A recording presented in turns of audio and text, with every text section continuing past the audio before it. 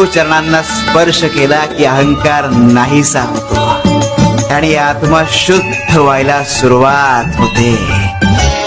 गुरुच्या पायाच्या धुळीचा एक कण असंख्य पापांना मुक्ती देतो. सगळ्या वासना नष्ट होतात. गुरु जिथे राहतो ती काशी आणि त्याच्या पायाचं तीर्थ म्हणजे गंगा. अरे गुरु चरणाच्या अंगठ्याला फार महत्व आहे. त्यातून दिव्य ईश्वरी शक्ती वाहत असते. म्हणून पूजा झाली की दर्शन घेताना गुरु चरणाच्या अंगठ्यांना स्पर्श करावा.